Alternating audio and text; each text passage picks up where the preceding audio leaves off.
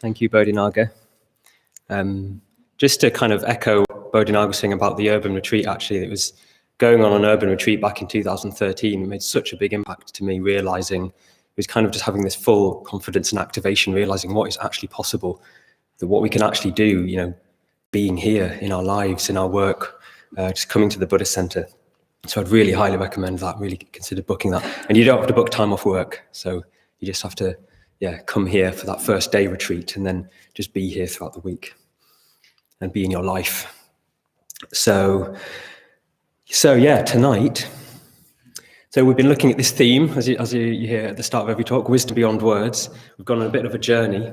We've heard about the early wisdom teachings of the early Buddhist tradition, particularly conditioned co-production, the three lakshanas, or the three marks of conditioned existence. We heard about some of the main strands of later Buddhist thought, or one particular main strand, the Madhyamaka, the middle way, the path of the middle, and the Prajnaparamita sutras, the sutras on the perfection of wisdom, particularly the Heart Sutra, which I've been dwelling on the last couple of weeks. So this week we're going to hear about one of the a bit later other main strands of Buddhism and of this kind of the kind of wisdom teachings as well, called the Yogacara. The Yogacara, which was founded by a man named Asanga. So these are two on the flip chart, Yogacara and Asanga. And before I say something about the historical context from which the Yogacara arose, I wanted to start actually dwelling on where it kind of arose from mythically and spiritually. Sort of the essence of where it arose from, which will perhaps teach us a bit more about what we're actually getting at tonight and what the spirit of the Yogacara, perhaps a bit more than even the historical context. So this is a story, so I'm starting with a story about Asanga and kind of where this tradition arose from. So Asanga was born in India in the 4th century Common Era, about 900 years after the time of the Buddha. He spent most of his younger years studying intensively in a Buddhist monastery, so as a monk.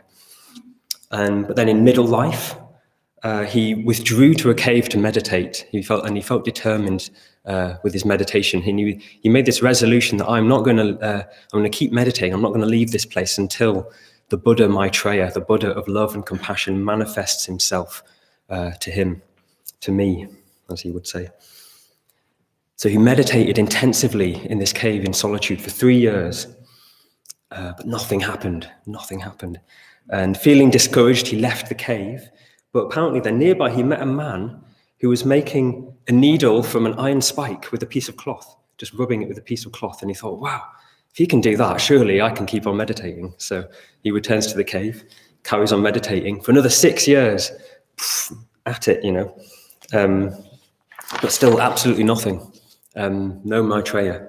So, disheartened, discouraged again, he leaves his cave. But then this time outside, he sees a rock that has been consistently worn down and almost completely eradicated by the constant falling drops of a single little drop of water. And it said, and the beating wind from the wings of birds. It said, this is what wore down this rock. Don't know how he knew about the bird's wings, but the drop was clear anyway. So he thought, oh gosh, so his patience returned. He thought, oh no, I've been a bit too rash. So he goes back to the cave, meditates again for another 3 years, and again, absolutely nothing. Still no Buddha of love and compassion. And so 12 years and nothing to speak for his troubles. So he sets off to return to his monastery. But on the way back, on the outskirts of a town, he sees this dog. It says it's a she-dog with a kind of injured, kind of raw hind quarters, crawling with maggots. So it's like injured with maggots all over its leg. And he can't help but feel this really intense pity and compassion for this dog. And for the maggots, he wants to kind of take the maggots off without hurting them. So he decides he's going to do it with his tongue. Apparently, this is how to not hurt maggots, apparently, if ever you were interested in that. So he bends down and he closes his eyes because it's so disgusting, and he's about to, start doing the business. And then, but then his ears start ringing, and suddenly Maitreya arrives, manifests himself. And although he's so elated and joyful, finally his practice has borne fruit, he can't help but exclaim, I was going to say, dude. He probably didn't say dude, but like, come on, what? 12 years I was meditating. Why didn't you come to me? And he said to Sangha, I was with you all the time, but you could not see me because you did not have great compassion. You did not yet have great compassion. He said, don't believe me, carry me on your shoulders and see if anyone else can see me. And that's what he does. He lifts Maitreya up onto his shoulders. The archetypal Buddha of love and compassion wanders through the street. No one can see him. Absolutely no one can see Maitreya. And only a single old woman notices the dog. And then Maitreya transports a Sangha to a heavenly world, the Tushita heaven, where for 50 years he teaches him the profound truth, the Dharma in its essence. After which he returns to earth, where much less time has passed, because earth time works different to heavenly world time. And then from this, what he experienced, he forms a new strand of Buddhism called the Yogacara, or new strand of thought. So this is something of the kind of mythically and spiritually where the Yogacara comes from. Yogacara means something literally like way of practice. So yoga, which you may have heard, this word, means practice. And chara means way of practice. So it's particularly about experience and practice and action, especially from deep meditation, which a Sangha exemplified. A whole kind of strand of Buddhism arose from his deep meditation. And it's also about love and compassion. So it's affiliated with the Mahayana, what's called the Mahayana Buddhism, which particularly emphasizes the altruistic dimension of practice, benefiting other people. And it's not a single school. So it's a set of ideas that's evolved over time and has had a great influence over much of the Buddhist tradition. So particularly that of Japan, China, Tibet. And it's somewhat in contrast to the Madhyamaka, Nagarjuna's tradition, which we heard about from Bodhinaga a few weeks ago. So if you remember, the Madhyamaka has this chief emphasis on shunyata, or emptiness. Their main body of text were the Perfection of Wisdom Sutras, the Prajnaparamita Sutras. These sutras that have this kind of effect of kind of trying to smash through and sort of break up all our conceptual frameworks and everything that we hold on to that limits ourselves and our vision of life. And the Yogacara may be seen to have developed partly sort of in reaction to that, to what could be easily taken to be quite nihilistic in the Madhyamaka approach. So then there's a desire to express the Dharma in a more positive way. So emphasizing direct experience, what we can actually experience, what we can do, and love, compassion, empathy. So rather than relying on this sort of uncompromising negations of shunyata, the Madhyamaka. So it's kind of saying that, ultimately, we can't really say anything ultimately about enlightenment, about reality. But if we just stop there, we may not realize just how much we can actually contact something of this profound dimension, be moved by it, be influenced by it, that it is actually real, and we can actually find ways of bringing it more and more into our lives. We can practice, and there is something to move towards. There is something beautiful and inspiring to move towards. So there's a lot that could be drawn from this story of a Sangha and the Yogacara arising from that. So firstly, as I said, his wisdom arose from deep meditation, so not from kind of thinking, speculating, debating, but direct seeing for himself. And this practice eventually took him into another world, which you might say it's not like a kind of material teleportation, like Star Trek or something, but he wasn't materially teleported, but his mind was transformed to such a degree that he entered another world, because mind and world are completely interrelated, which we'll say more about quite soon.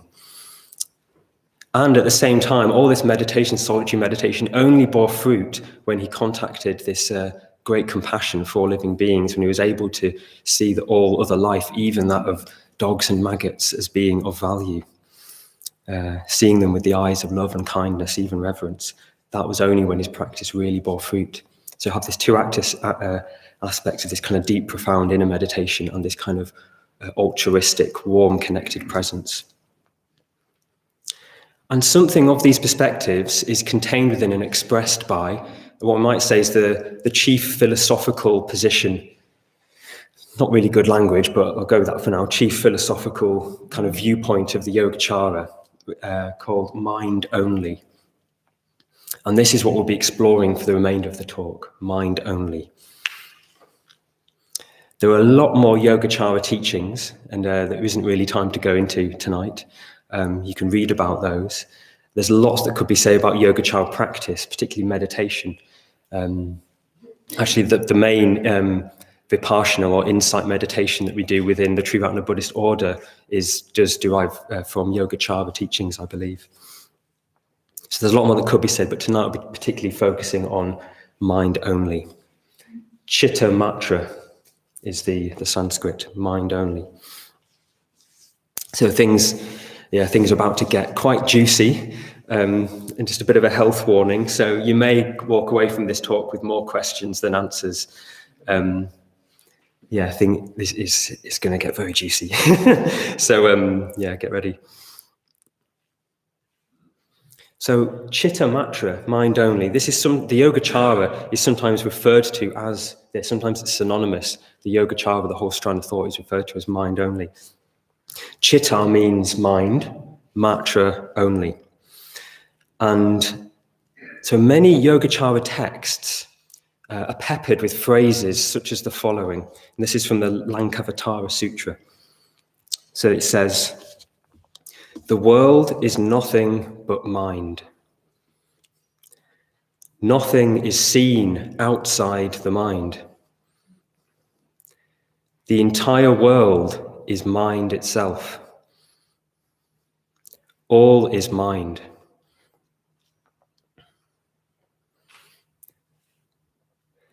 So the Yogacharans, they held that what is real is mind or consciousness, and that this so-called material world we see around us is actually brought into existence by mind, and not the other way around. So I'll maybe say that again. So the Yogacharans held that what is real is mind or consciousness, and that this so-called material world we see around us is brought into existence by mind and not the other way around. So we're so used to thinking in this other way around, aren't we? We probably even consider it common sense that matter, or at least, the outside stuff is what is real. And that's what gives rise to consciousness, to mind, or by organizing into bodies and brains, and then consciousness arises from that. So we may find it difficult to get our head around this idea. Even saying, get our head around, that's a quite, the way we talk, it often reflects this, doesn't it? The head is this kind of physical thing, this object, material thing. We tend to assume that what is real is all out there, that we perceive from in here. So some analogies might help with this, and these are just analogies. This isn't literally what the teaching is saying. But the most common analogy is in Buddhism is that of the dream. So in a dream, everything we experience is brought into being by our mind. It is our mind, even. We see and we touch and we experience. We hear. We have this full-bodied experience. It can be incredibly vivid and incredibly real. But then we wake up and we realize that it was all in the mind. Another analogy is that of the virtual reality. So if you've seen the film The Matrix, this is kind of what I'm referring to here. So in The Matrix, people are trapped in a perfectly convincing virtual world that seems really solid and real, but it's actually all a mental construct. And unknown to them, they've actually been enslaved by this overlord race of robot squids. But that's not the Yogacara teaching, just the dream, the virtual world. Although actually could be something to be said for it. Anyway, we won't go there. So the analogy of the virtual reality, it has some advantages over the dream. So like the world of the Matrix, for example, because people are there together. It's a shared reality, even though it's all, as it were, a dream and it's not the real world. They affect each other. What they do has consequences on each other's happiness and suffering and well-being. So it's not just a purely private reality like the dream is, although even that arguably could give a whole other talk on our dream, private reality, ? But that's not for today. Because if we take this dream analogy literally, then and we decide that other people, the natural world, everything out there is all just sort of in our mind or created by our mind. That's a very kind of subjective, quite narrow perspective, isn't it, in a way? If we think all these other people, you and you don't exist, you're all just my mind, you're all in mind kind of thing, that would have disastrous consequences for ourselves and for others. And this virtual reality model as well, it has its limitations. When Neo asks Morpheus, so these are the two characters in the Matrix, Neo asks Morpheus whether a chair within the Matrix is real. Morpheus responds, what is real? I was going to try to do a Morpheus one. What is real? Just saying. I'll start that again. What is real? How do you define real? If you're talking about what you can feel, what you can smell, what you can taste and see, then real is simply electrical signals interpreted by your brain. So there's something in that, isn't it? It perhaps goes a bit more towards the materialism, again, reducing it to the brain and the electrical signals. But that's where maybe the Buddha's vision of reality does start to diverge a bit from that of Morpheus, which I'll say a bit about later. But before I carry on, so we've heard a little bit about what we might start to mean by this mind-only perspective, albeit by some kind of somewhat limited analogies. I want to say something about what Buddhism has to say about mind, like what is mind?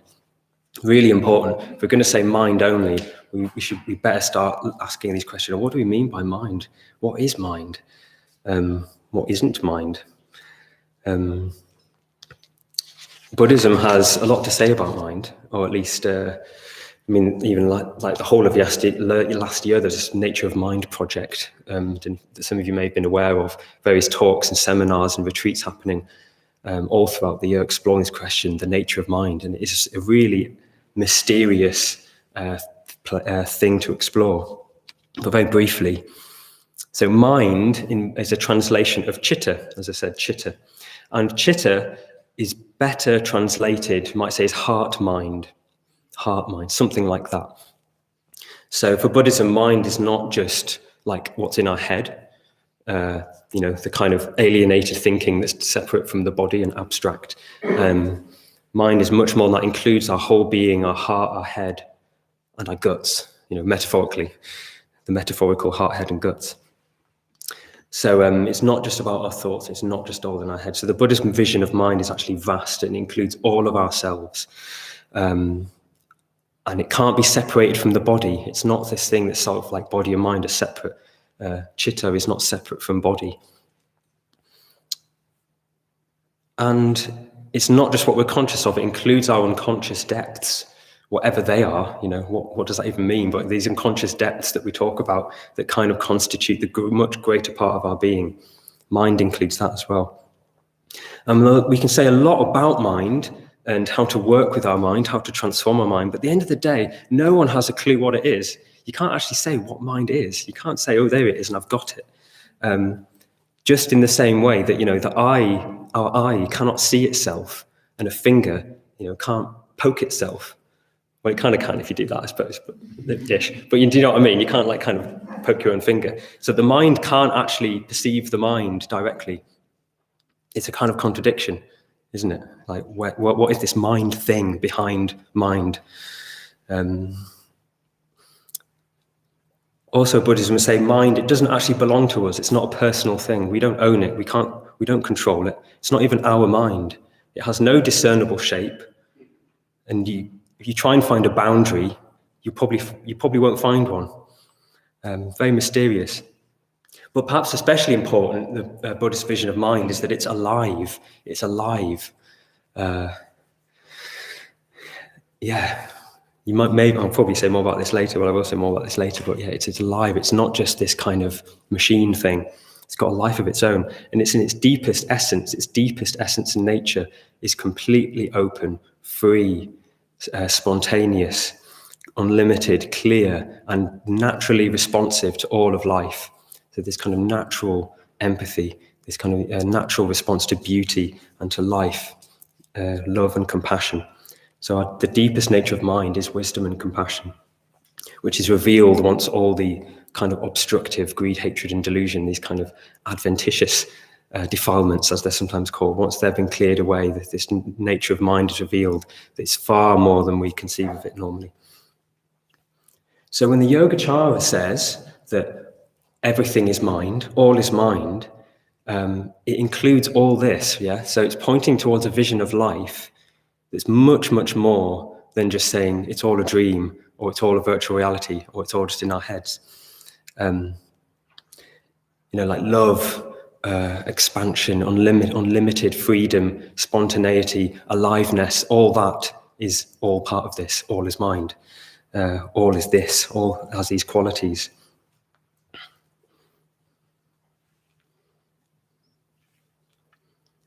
But isn't this a bit of an absurd idea? I guess just ask this question. So like you may be thinking like, whoa, what? Well, maybe not. Maybe you're thinking otherwise. But just ask this question: isn't this a bit of an absurd idea? Mind only. All is mind. So actually, if you really think about it, it's not that absurd. So if we put down our kind of so-called common sense ideas just for a moment, these kind of deeply held assumptions that's all been drilled into us from a very early age, perhaps even before, who knows. If you think about it, like all we can ever experience directly is consciousness. How could it be otherwise? How could it be otherwise? How could there be anything apart from consciousness? It's kind of a contradiction to have a thing and no consciousness. There's no kind of conscious experience of that. There is experience, and from this, using our kind of cognitive faculty, we deduce these existence of these external things. We've come up with this idea of matter, decided that it's all these external things are made of matter, and then said, well then, and we're part of that, so it must have created us. This matter thing must have created our consciousness, even though consciousness is what's been conceiving of it from the very beginning. So it's like a mother believing that her child somehow produced her, like produced by her own offspring, or a painter painting a self-portrait and then deciding, oh, that is me. That's me. That is literally me. So the eminent astrophysicist, I believe, called Sir Arthur Eddington, said the following. He said, to put the conclusion crudely, the stuff of the world is mind stuff. The mind stuff of the world is something more general than our individual conscious minds. But we may think of its nature as not altogether foreign to feelings in our consciousness. So quite mysterious. This starts to ask the question, like if all is mind, but it's not my mind and your mind, what is it? What is out there? What is all this? And then what's this perspective of mind only to mean if it's not just all kind of being produced by my mind and your mind? So the stuff of the world is mind stuff. The mind stuff of the world is something more general than our individual conscious minds, but we may think of its nature as not altogether foreign to feelings in our consciousness.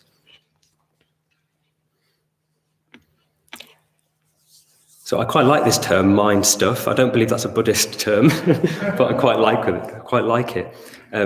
Because I think inevitably, as soon as you start talking about mind only, as I was just saying, we kind of, this is my experience anyway, we probably naturally start reducing it to something quite personal and individual and internal. We think of my mind, we think of your mind, and we think that this is the limit of what we mean by this term mind.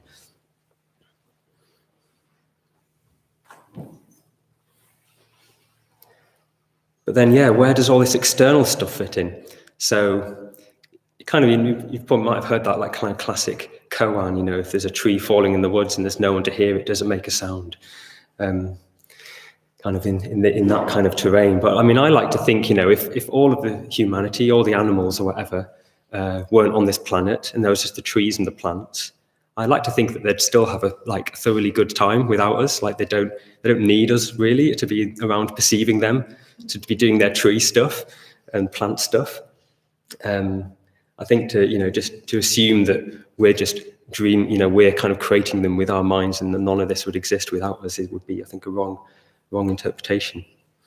But so if everything's interrelated and there's ultimately no boundaries between me and you and all things, then what lies between me and you? If there's no separation between us, what lies between me and you? If we're kind of thinking, that perhaps it isn't just this idea we've created called matter. What is it that lies outside in the world? What's the world made of? What's the building blocks of the universe? And I like to think that, firstly, who knows? We can't know. We can measure stuff, but that's not. Again, that's just measuring stuff. It's not absolute reality. But I like to think that mind stuff might be a better answer than matter stuff, a better building block for the universe. Because I think that's actually, it has the potential to create a much more beautiful, more ethical universe than one that's just made from quarks and neutrons and mechanistic mechanisms. Although, of course, I hear more and more modern physics has kind of advanced a lot since the Newtonian physics days. But again, that's another talk. I think I've heard that often our worldview is usually about 50 years outdated or something, based from what's been discovered, perhaps even more than that. So even it takes about 50 years for modern kind of developments in science to actually infiltrate our worldview, apparently. So there's this vision that we're all like waves on the ocean, this vision of interconnectedness.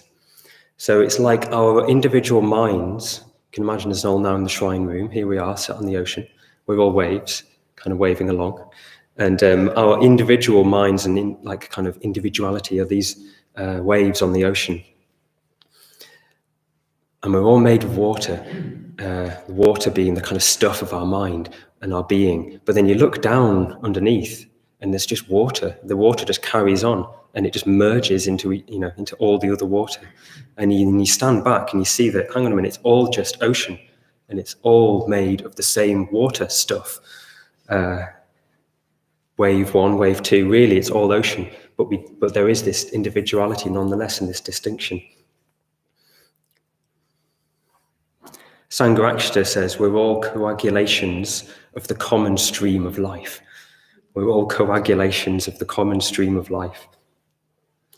And another order member, Vidyamala, said, this may be quoting someone else, I'm not sure, but said, we're all condensations of the radiant nature of awareness.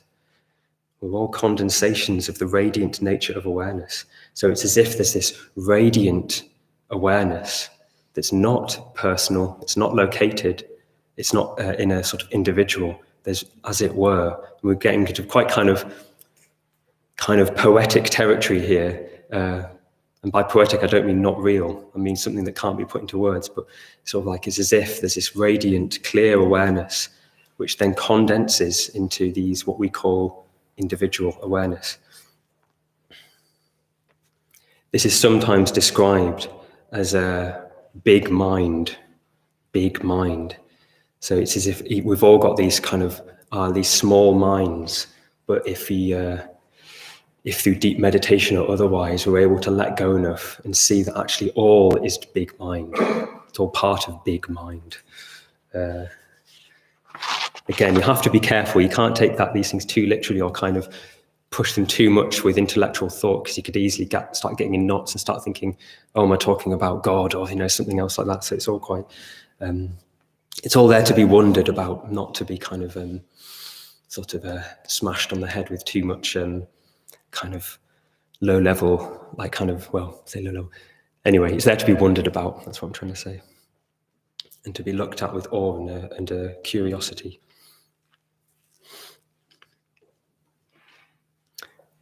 So another question, is this true? Is mind only true? Might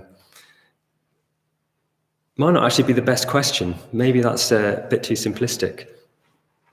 So mind is just as much an abstraction as matter, just to say. So mind is, again, another creation of mind, whatever that is, whatever mind is.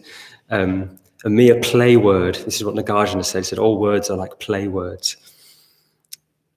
Actually, mind, matter, whatever all this stuff is, it all arises together, and we ultimately can't say or pin down anything about it.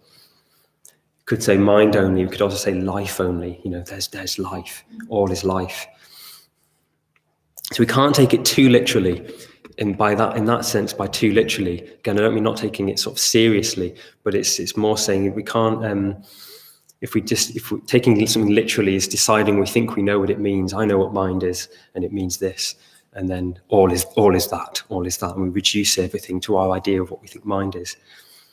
But like all Buddhist teachings, and this one in particular, this kind of teaching of mind only, it's trying to help us, point us towards a more truer and more beautiful vision of life, and to help us to live our lives and to practice more in accordance with the way things are. It's not metaphysics. It's not trying to explain the sort of what life is. So having said all that stuff about mind stuff, it's not metaphysics. It's not saying, oh yes, we've discovered everything is made of mind stuff, not matter. It's more just a vision of something a sort of vision of something that perhaps is closer to the way things are. And given that this vision has arisen continuously in people's experience directly for themselves over the centuries of the various practitioners over the years, I think there's probably a lot of merit to be said that we might do well taking this perspective more on board.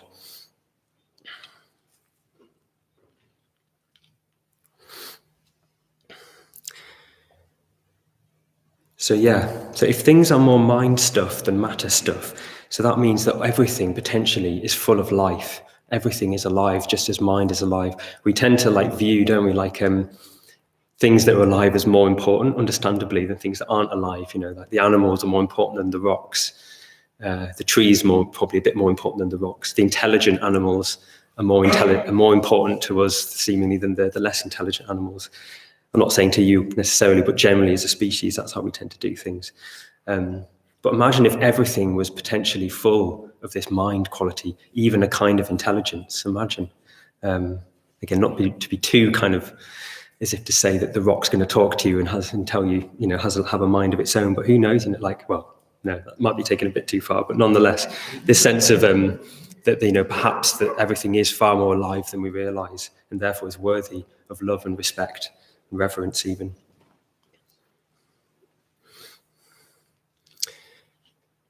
So everything we experience is inseparable from what we call mind. We can't ever fully know anything from its own side, So everything in life, whether the so-called physical objects, even ourselves, it means everything is far more than we ever think it is. It's far more than we think it is. And we are far more than we think we are. Far more than our experience of them, because it's experience only. All of our experience is just our experience. So the Buddha said that, gives this famous teaching. I can't remember the name of the person he gives it to, but he says you should train someone here will know, but anyway, he says to his disciple, you should train yourself that in the seen you will see only the seen. So in the seen is only the seen. In the heard, only the heard. In the thought, only the thought. So he's saying, so though Morpheus says what is real are just electrical signals in our brain, but perhaps better than this is to say what we think is real is just what we think is real and nothing more. It's just, we cannot but experience things as a mind experience, and therefore we cannot ever fully know anything. All we can ever really know is the mind, and at the same time, we cannot possibly know the mind.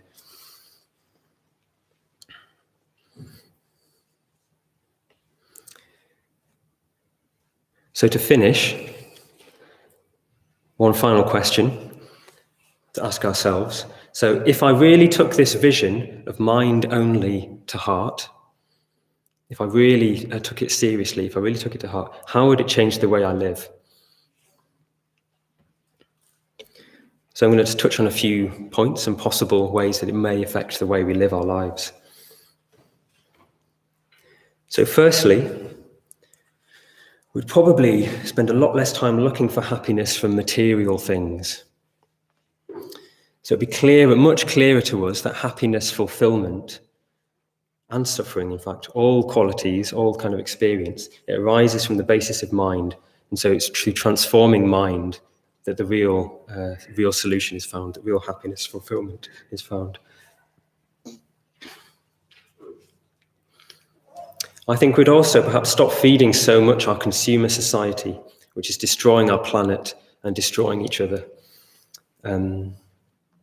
Because this our kind of consumerism, materialism, consumerism and kind of capitalism, it seems to be driven by this kind of core materialism, this kind of assumption that because what is outside, what is measurable and matter, is what is truly real. Any progress in life is purely from material progress and material gain and material benefit.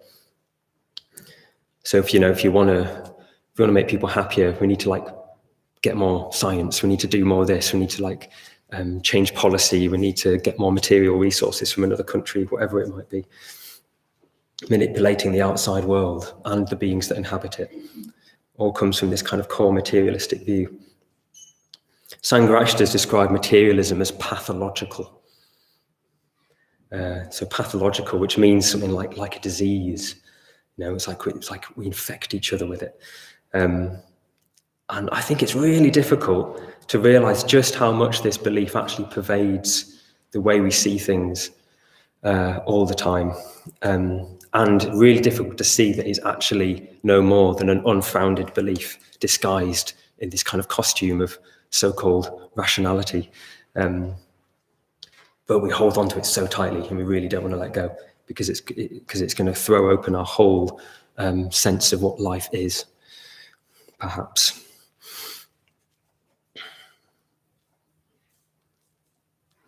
So I think mind only, it's a helpful bending the bamboo the other way, as they say, shifting the perspective away from that view.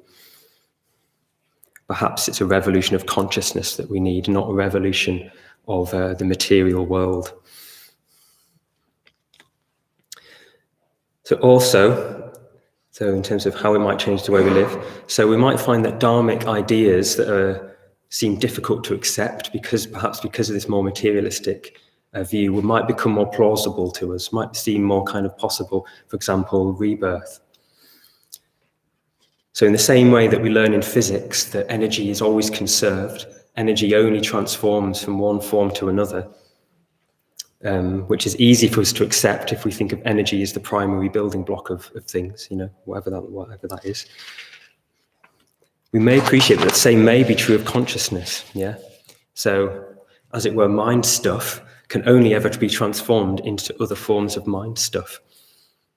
If we really felt that consciousness was a kind of more primary than matter, that would seem quite logical. Certainly, we wouldn't believe that consciousness could be annihilated.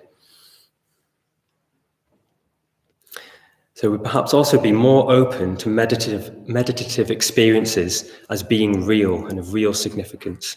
And that meditation is quite literally transforming the world.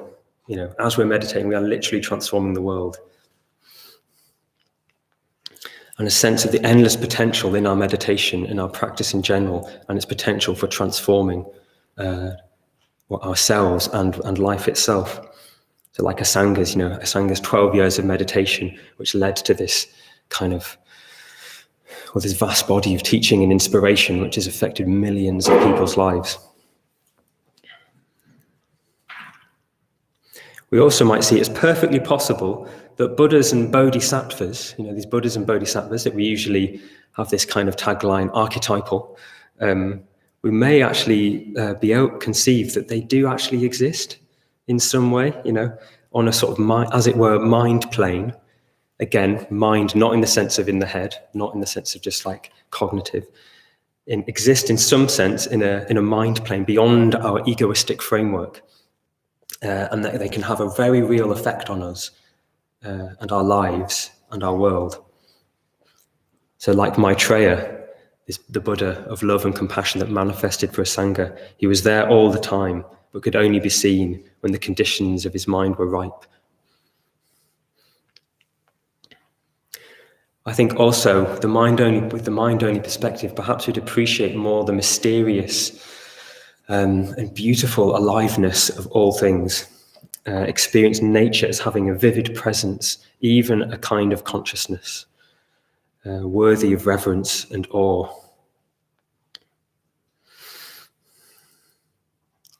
So imagine that, imagine that, nature alive, conscious even, in inverted commas.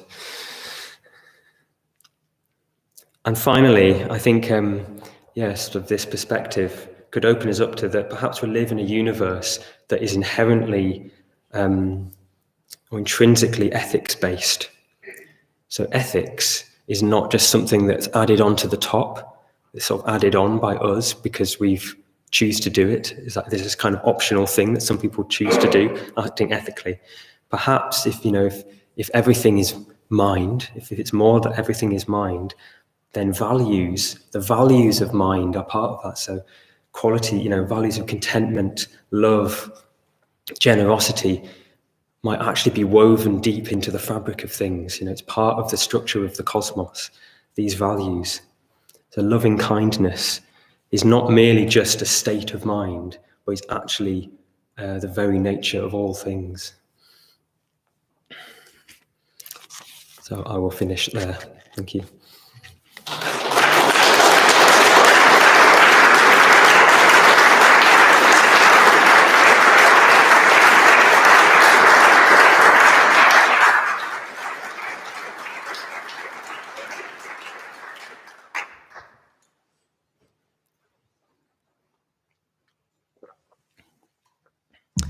Good, I'm still alive, that's good. Made it. Probably going to have a coughing fit after this. So some questions for the groups.